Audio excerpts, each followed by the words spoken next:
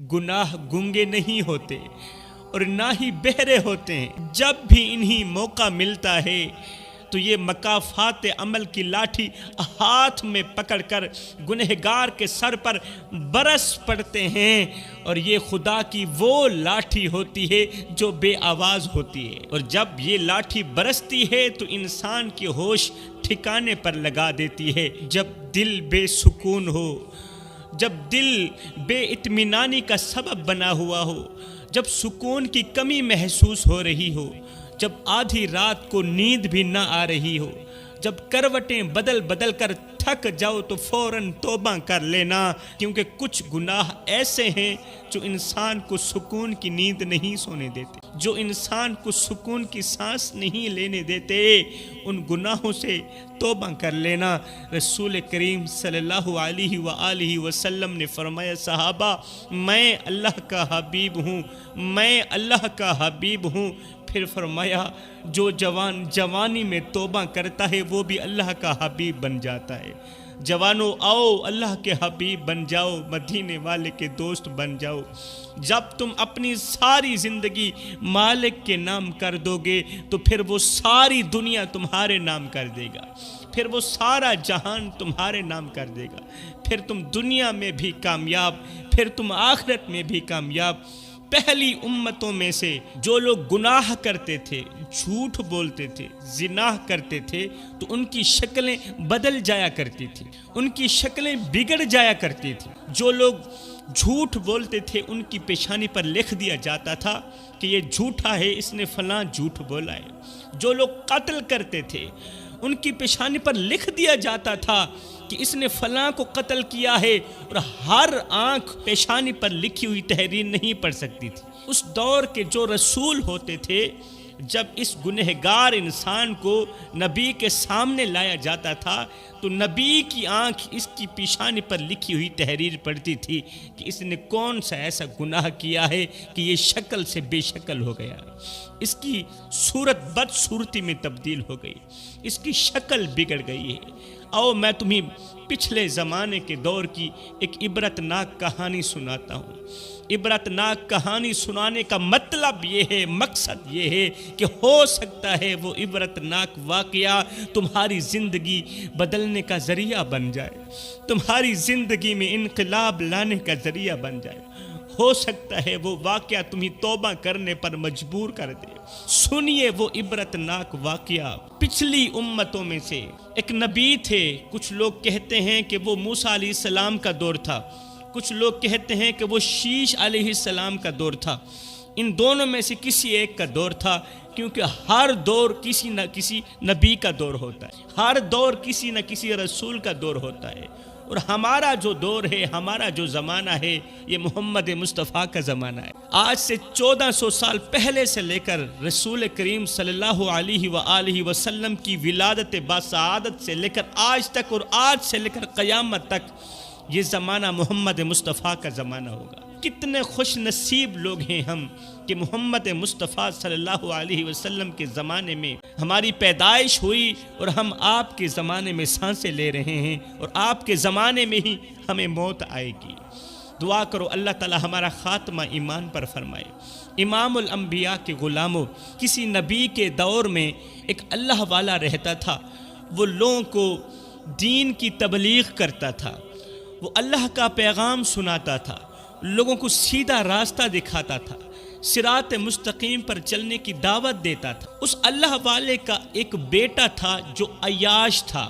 اس کا عیاش بیٹا ایک دن کہیں لمبے سفر کو جا رہا تھا، جاتے جاتے راستے میں سے اسے ایک ایسی عورت ملی جس عورت کے چہرے کو دیکھتے ہی یہ لڑکا فریفتہ ہو بیٹھا۔ اللہ والے کا بیٹا اس عورت پر فریفتہ ہو بیٹھا، کیونکہ وہ عورت اس قدر حسین و جمیل تھی، خوبصورت تھی، جو بھی اسے دیکھتا دنگ رہ جاتا، جو بھی اسے دیکھتا حیران رہ جاتا۔ جوانوں، اس رب کو حاصل کیوں نہیں کرتے؟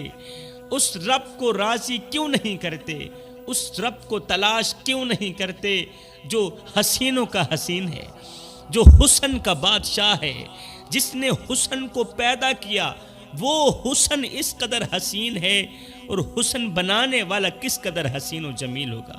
کتنے نادان لوگ ہوتے ہیں وہ جو لوگوں کی خوبصورتی پر مرتے ہیں، جو عورتوں کی خوبصورتی پر مرتے ہیں، خوبصورتی پر نہیں مرتے، خوبصورتی پر مرتے ہیں۔ اللہ والے کے اس بیٹے نے، ولی کے بیٹے نے جب اس عورت کو دیکھا تو دل دے بیٹھا۔ اب دل بے قرار ہونے لگا، دل بے چین ہونے لگا۔ اس لڑکے نے اس عورت کو دیکھا، اس عورت نے اس لڑکے کو دیکھا، دیکھتے ہی دیکھتے دونوں ایک دوسرے سے محبت کر بیٹھے، ایک دوسرے سے پیار کر بیٹھے۔ آہستہ آہستہ یہ محبت مودت کی شکل اختیار کر گئی کہ اب ہم دونوں ایک دوسرے کے بغیر زندہ نہیں رہ سکیں۔ یہ نوجوان کچھ دن بعد واپسی اپنے گھر گیا، جاتے ہی باپ کے قدموں پر بیٹھ کر کہنے لگا، ابا میں نے ایک عورت کو دیکھا ہے، اس کا حسن مجھے بھا گیا ہے، جب سے پیدا ہوا ہوں آج تک میں نے تم سے کچھ نہیں مانگا، لیکن آج میں تم سے کچھ مانگنا چاہتا۔ باپ نے کہا، بیٹے تو میرا اکلوتا بیٹا ہے، میری دوسری اولاد نہیں ہے، کہ دوسرا بیٹا نہیں ہے، تو میرا ایک ہی بیٹا ہے، اگر میں تیری بھی خواہش پوری نہ کر سکا تو پھر میرے صاحب اولاد ہونے کا فائدہ تو نہ ہوا۔ بیٹے حکم کر۔ بیٹے نے کہا، میں نے ایک خوبصورت عورت دیکھی ہے، میں اسے دل دے آیا ہوں ابا، میں چاہتا یہ ہوں کہ بس میری اس عورت کے ساتھ شادی ہو جائے۔ باپ مرتا کیا نہ کرتا، اللہ والا تھا، اس کے دل کا تعلق اللہ کی ذات کے ساتھ جڑا ہوا تھا، علاقے میں اس کا بہت بڑا نام تھا۔ اللہ اکبر۔ یہ باپ مجبوراً اٹھا، گھر سے باہر نکلا، اس خوبصورت عورت کے گھر کی طرف رخ کیا، چلتے چلتے جا کر اس کے ماں باپ کو ملا، رشتے کے لیے بات چیت کی، رشتہ طے ہو گیا۔ جب رشتہ طے ہو جاتا ہے پھر شادی کے دن آنے میں دیر نہیں لگتی، شادی کا وقت آنے میں دیر نہیں لگتی، شادی کا وقت بھی آ گیا، شادی کا وقت آنے میں دیر نہیں لگتی۔ آج شادی کا پہلا دن ہے۔ اس دور کی شریعت کے مطابق نکاح پڑھایا گیا۔ نکاح پڑھانے کے بعد بہو کو لے کر اپنے گھر آیا، لڑکا اپنی بیوی کو لے کر، بیوی سے نکاح کرنے کے بعد، شادی کرنے کے بعد اسے اپنے گھر لے کے آیا۔ باپ نے دھوم دھام سے شادی کی، مختلف قسم کے کھانے تیار کیے، عزیز و اقارب نے پیٹ بھر کے کھانا کھایا۔ کھانا کھانے کے بعد جب وہ رات کی تاریکیوں میں واپس اپنے اپنے گھروں کو چلے گئے تو دلہن دولہے کا انتظار کر رہی تھی۔ جب دولہے نے دلہن کے کمرے کے اندر قدم رکھا تو گھونگھٹ کے اندر بیٹھی دلہن کو دیکھتے ہی دولہے کی جان میں جان آ گئی۔ دولہے نے دروازہ بند کیا، 2 قدم آگے بڑھا، دلہن کے پلنگ پر بیٹھا، دلہن کے سامنے بیٹھ کر، دلہن گھونگھٹ کے اندر بیٹھی ہے، دلہا کہہ رہا ہے، اے میری شریک حیات، تو نہیں جانتی، تجھے اندازہ نہیں ہے کہ میں تجھ سے کتنی محبت کرتا ہوں، کتنا پیار کرتا ہوں۔ جس طرح مچھلی کو پانی کے ساتھ مودت ہوتی ہے، اتنی مودت ہوتی ہے، اتنی محبت ہوتی ہے، اتنا پیار ہوتا ہے کہ مچھلی پانی کے بغیر زندہ نہیں رہ سکتی۔ جس طرح مچھلی کو پانی کے ساتھ محبت ہے، اسی طرح مجھے تیرے ساتھ محبت ہے، میں تیرے بغیر زندہ نہیں رہ سکوں گا۔ اللہ اکبر۔ نوجوان نے گھونگھٹ پکڑا، جب بیوی کا چہرہ دیکھا تو اچانک بیوی کی چیخ نکل گئی، شریک حیات کی چیخ نکل گئی۔ شریک حیات کہنے لگی، جلدی کرو مجھے پانی دو، جلدی کرو مجھے پانی دو، مجھے کچھ ہو رہا ہے۔ یہ دلہا دوڑتا ہوا باہر گیا، پانی لے کر آیا، بھاگتا ہوا بیوی کو جب پانی دینے لگا تو وہی پتہ چلا، وہی ہوا جس کا ڈر تھا۔ جب بیوی کے ہاتھ پکڑے کہ یہ لو پانی پیو تو پتہ چلا کہ بیوی اب زندہ نہیں رہی، بیوی تو مر گئی ہے، بیوی کا انتقال ہو گیا ہے، بیوی اس دنیا میں نہیں رہی۔ ہائے، موت اور حیات یہ دونوں کوئی ایکسیڈنٹل اشیاء نہیں ہیں میرے بھائیوں، بلکہ ان دونوں کو اللہ تعالی نے باقاعدہ تخلیق فرمایا ہے۔ اللہ تعالی نے جس طرح موت کو پیدا فرمایا اسی طرح حیات کو پیدا فرمایا۔ موت کسے کہتے ہیں؟ موت جس کا نام سنتے ہی انسان کا بدن کانپنے لگ جاتا ہے، انسان کے چہرے پر پریشانیوں اور مصیبتوں کے آثار نمودار ہونے۔ موت جس گھر میں آ کے ڈیرا ڈال دے، دھرنا دے دے، جس گھر میں آ کے بیٹھ جائے تو ماؤں کی گود خالی ہونے لگ جاتی، بہنوں کا سہاگ چھن جاتا ہے، بیٹیوں کا فیوچر بظاہر تاریک نظر آنے لگ جاتا ہے، اور یہی موت ہے۔ دولہا نوجوان بھاگ کر دوڑ کر گیا اپنے باپ کے پاس، اللہ والے کے پاس، کہا ابا حضور مجھے لگتا ہے میری بیوی کا انتقال ہو گیا۔ سہاگ کی رات بیوی کے نصیب میں نہیں لکھی ہوئی تھی، میں بدقسمت نوجوان کے نصیب میں نہیں لکھی ہوئی تھی، مجھے لگتا ہے میری محبت کا انتقال ہو گیا۔ جیسے ہی باپ نے یہ خبر سنی تو اس کے پاؤں تلے زمین نکل، باپ دوڑ کر دلہن کے کمرے کے اندر داخل ہوا، وہی ہوا جس کا ڈر تھا، دلہن کا انتقال ہو گیا تھا، دلہن مر گئی تھی۔ باپ نے پیچھے سسرال والوں کو خط بھیجا، پیغام دیا جلدی آؤ تمہاری بیٹی کا انتقال ہو۔ ان کے گھر کی خوشی ایک دم غمی میں بدل گئی، دوڑتے ہوئے چیختے ہوئے بھاگتے ہوئے دلہن کے گھر آئے، ہماری بیٹی کو کیا ہو گیا، ہماری بیٹی کو کیا ہو، بیٹی نہیں رہی، اس دنیا فانی سے چلی گئی ہے، موت نے کچھ اس طرح کا تھپڑ مارا ہے، اس کی روح نکال دی ہے۔ اب ہاتھ تو ہیں مگر ہاتھوں میں طاقت، پیر تو ہیں مگر وہ چل نہیں سکتی، بھاگ نہیں سکتی۔ ایک شخص مرا ہوا تھا تو میں نے مرنے والے شخص سے پوچھ ہی لیا، اور مرنے والے اب دنیا والے تو تیرا چہرہ دیکھنے کے لیے تیار بیٹھے ہیں۔ آپ دیکھتے نا ہم میں سے جب کوئی مر جاتا ہے، موت کی گھاٹ اتر جاتا ہے، تو اسے غسل کفن دینے کے بعد ہر بندہ اس کا دیدار کر رہا ہوتا ہے، اس کا چہرہ دیکھ رہا ہوتا ہے۔ میں نے کہا او موت کی گھاٹ اترنے والے، مرنے والے، دنیا والے تو تیرا چہرہ دیکھنے کے لیے تیار بیٹھے ہیں، کہیں ایسا نہ ہو اس چہرے کو دیکھنے کے لیے خدا تیار نہ ہو، اس چہرے کو دیکھنے کے لیے مصطفیٰ کریم تیار نہ ہو۔ ہائے ہم نے تو کافور کی دنیا بھی دے ڈالی، ہم نے تو غلاف بھی چڑھا دیے، مدینے سے منگوائے گئے عطر بھی لگا دیے، خدا پاک کی قسم اگر اس چہرے کو خدا نے ٹھکرا دیا، اس چہرے کو مصطفیٰ نے ٹھکرا دیا، پھر لاکھ کافور کی دنیا دینے کے بعد بھی یہ چہرہ کسی کام کا نہیں، پھر لاکھ عطر لگانے کے بعد بھی یہ چہرہ کسی خاطر کا نہیں ہے۔ خیر اس دور کی شریعت کے مطابق اس مرنے والی خوبصورت عورت کو عورتیں غسل دینے لگیں۔ جب غسل دے رہی تھیں تو عورتوں نے اپنی آنکھوں سے دیکھا اس کی شکل بگڑنے لگی ہے، اللہ اکبر۔ بڑی مشکل سے اور جلدی سے استغفار پڑھتے ہوئے عورت کو غسل دیا گیا۔ غسل دینے کے بعد اس دور کی شریعت کے مطابق کفن پہنانے کے بعد جب اس کا جنازہ اٹھایا گیا، عزیز و اقارب نے کندھا دیا ہوا تھا میت کو، عورت کا جنازہ اٹھا کر قبرستان کی طرف جا رہے تھے تو اچانک اس اللہ والے کی نظر عورت کی میت پر پڑی، چار پئی پر پڑی۔ اپنی آنکھوں سے کیا دیکھتا ہے کہ چار پئی کے اوپر میت نہیں پڑی بلکہ چار پئی کے اوپر کٹیا پڑی۔ یہ اس دور کا واقعہ سنا رہا ہوں جب لوگ گناہ کرتے تھے، جھوٹ بولتے تھے، زنا کرتے تھے تو ان کے چہرے مسخ کر دیے جاتے تھے۔ اللہ والے نے جب اپنی آنکھوں سے چار پئی کے اوپر میت کی جگہ کتیا کو بیٹھے ہوئے دیکھا تو اللہ والے نے کہا میت اٹھانے والوں رک جاؤ، میت اٹھانے والوں رک جاؤ، آج میں تمہیں کچھ نیا دکھانا چاہتا ہوں، آج میں تمہیں کچھ نیا دکھانے والا ہوں، رک جاؤ۔ لوگوں نے کہا حضرت تمہیں کیا ہو گیا ہے، میت کے ساتھ اس طرح کی بدسلوکی کی جاتی ہے، اس طرح کی اونچی اونچی آواز میں چیخو پکارا جاتا ہے۔ اللہ والے نے کہا میں نے تمہیں کہا نا میت کو نیچے رکھو۔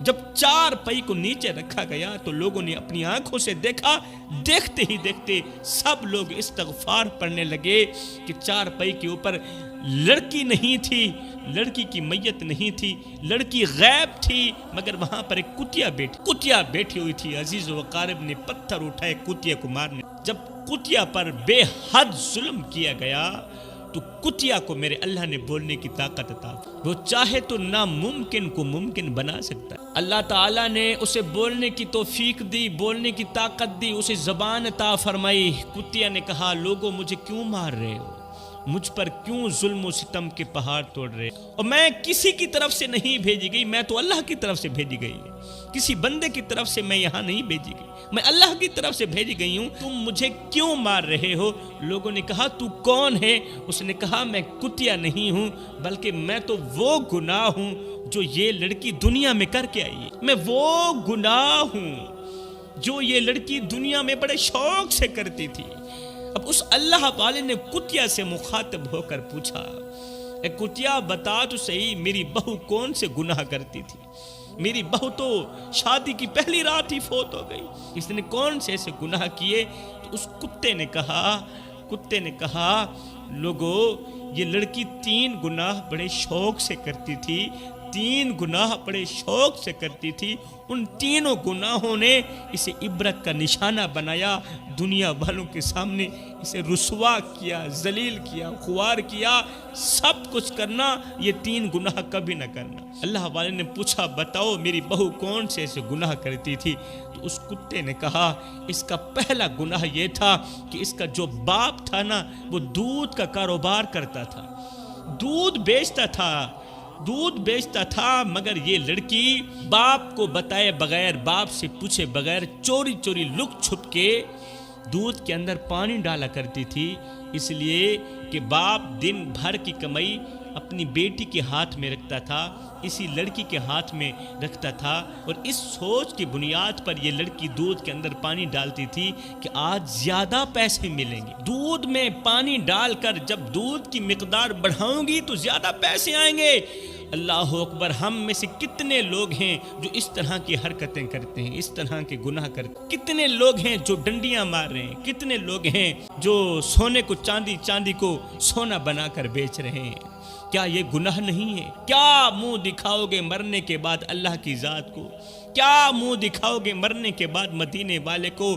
ارے یہ کالی شکل، گناہوں میں ڈوبا ہوا چہرہ مدینے والے کو دکھاتے ہوئے تمہیں شرم نہیں آئے گی؟ دوسرا گناہ سنیے، اللہ والے نے پوچھا دوسرا گناہ کون سا تھا؟ تو اس نے کہا اس کا دوسرا گناہ یہ تھا کہ یہ گرد و نواح کی جو عورتیں تھیں ان میں جا کر یہ لڑکی بیٹھتی تھی، وہاں جا کر غیبت کرتی تھی، چغلی کرتی تھی، پھر عورتوں کو آپس میں لڑاتی تھی، جھگڑاتی تھی، پھر ان کا تماشا دیکھتی تھی۔ آج کی کتنی عورتیں ہیں جو وہاں کی سن کر یہاں لگاتی ہیں، یہاں کی سن کر وہاں لگاتی ہیں، پھر دونوں عورتوں کو آپس میں لڑاتی ہیں، دونوں پارٹیوں کو آپس میں لڑاتی ہیں، بھائی کو بہن کے ساتھ لڑا رہی ہے، ایک عورت ماں کو بیٹے کے ساتھ لڑا رہی ہے، بیٹے کو ماں سے دور کر رہی ہے۔ بتاؤ یہ گناہ نہیں ہے؟ یہ بہت بڑا گناہ ہے اور اس کا انجام بھیانک ہونے والا ہے۔ اللہ والے نے پوچھا میری بہو تیسرا گناہ کون سا کرتی تھی؟ اس کتیا نے کہا کہ اس کا تیسرا گناہ یہ تھا کہ لوگوں کو اپنی طرف ورغلاتی تھی، اپنا حسن دکھاتی تھی، لوگوں کو اپنی طرف راغب کرتی تھی، ورغلا کر یہ کہتی تھی کہ تم اپنی بیویوں کو طلاق دے دو،